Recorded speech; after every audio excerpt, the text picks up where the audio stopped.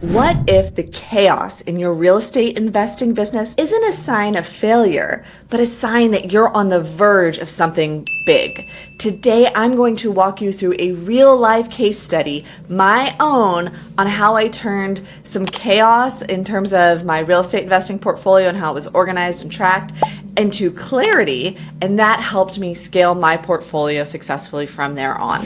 And I want you to stick around until the end for my number one tip to ensure scaling doesn't add more work to your plate, but instead helps you achieve that freedom that's the reason you got into real estate investing in the first place. And if this resonates with you and this is an issue you're looking to solve and you're ready to build systems that scale your business the right way, book a free investing strategy session with me at adriennegreen.com/coaching. And the link is going to be in the notes, so you can just click on it there. And I am excited to talk to you one-on-one and learn about your business. When my real estate investing portfolio started growing and I wanted to manage it well so that I was really knowing what was going on and I had the data to make smart decisions, it felt like chaos. It felt like I didn't have the data and the numbers that I needed to have, and like my husband and I were constantly juggling every task. With our short-term rentals, we were putting out fires. We had a virtual assistant helping, but they really weren't the right fit, and we didn't have everything organized and systematized to empower them to do their job well. Oh my God! And so everything was scattered, chaotic, stressing. Nothing was documented, and I felt stuck. We didn't want to grow this investment portfolio when it felt like a lot of work and like we were constantly stuck in the weeds. Does this sound familiar to you? I think a lot of investors struggle with this challenge, right? We just take advantage of opportunities when they come, we buy properties, but then we're like, oh my gosh, we did not make the systems and it's a mess. And I get it. So what I'm going to share today isn't just theory, it's a step-by-step process that I used to transform my real estate investing business into a streamlined, scalable operation where I can easily have a virtual assistant do a lot of the work and know that it's being done well. And if I can do this from the mess that I had, I know that you can too. So let's go ahead and dive into what I did and what lessons learned there are for you and your portfolio. When I decided that I was going to fix the chaos and fix the mess, one of the first challenges I had was all of these operational details, right? I have long-term rentals, I have short-term rentals, I have them in a couple different cities, and everything just seemed like when an issue popped up, it was a fire. Like we didn't have smooth systems and operations where we could handle repeat tasks again and again, where a virtual assistant could handle those repeat tasks again and again. Instead, things just kept dragging me into it and becoming an emergency. And I was like, this does not need to happen, right? These things happen again and again. No! No, no, no, no, no, no, no, no, no! No! There is a way that we can systemize, organize, proceduralize this so that I'm really only dealing with the very rare situations that are one-offs, that are first-time occurrences, stuff like that. So that was the first part, was identifying that challenge. And the thing is, when you don't have these systems in place, when you scale, you're just multiplying the chaos, right? You're bringing in new cities, you're bringing in new properties, and you don't have any kind of systems to handle what you have already, or that you can easily just adapt for these new things. So it really just makes more chaos and more work. And that's why I'm a huge advocate of, let's get stuff organized, let's get stuff systematized, so that way you're using a virtual assistant, you're using technology, you can then focus on your top tasks and grow better because all that operational stuff is handled. I'd love for you to think for a moment about your own real estate investing business.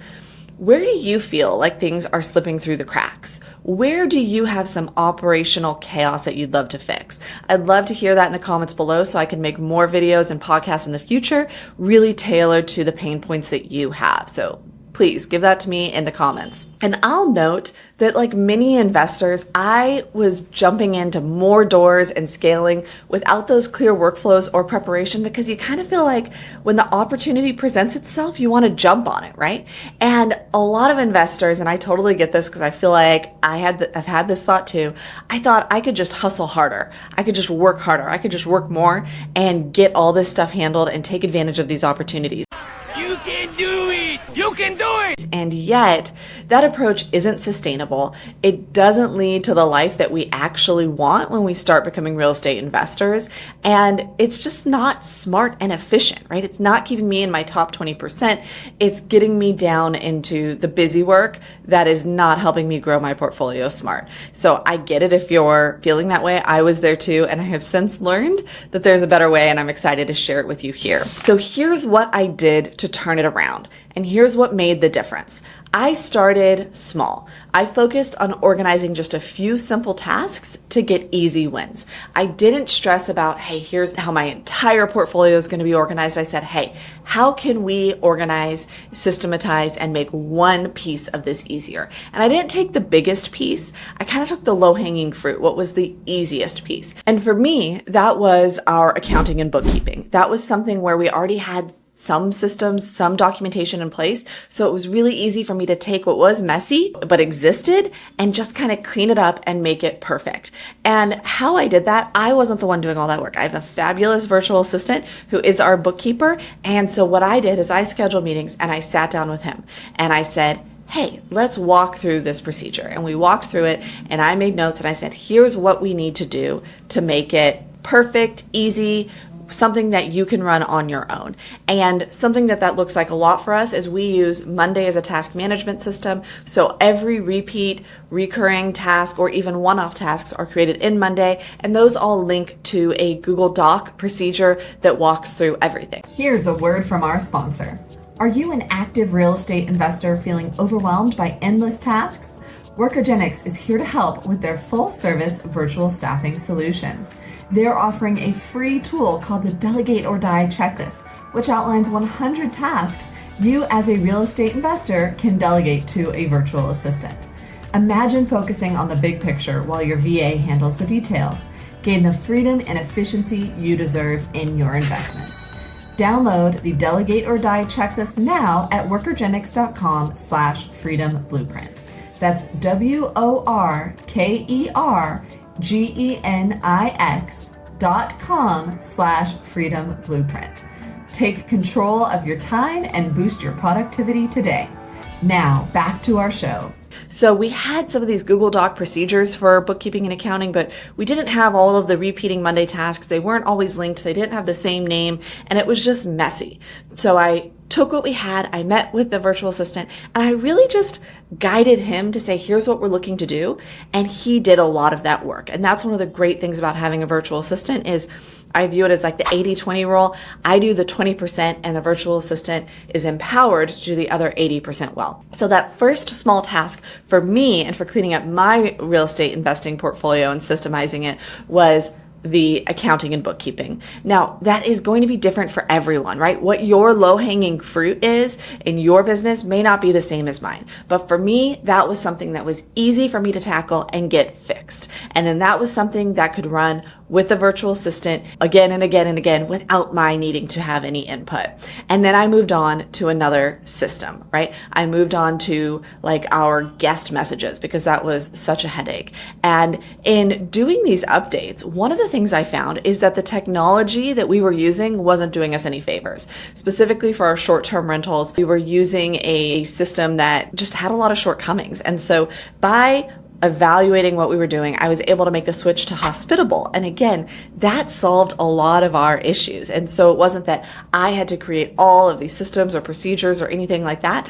I just identified, and again, a virtual assistant helped with this. They researched, they brought the pros and cons, they brought the top two options to me, and I chose Hospitable from those options.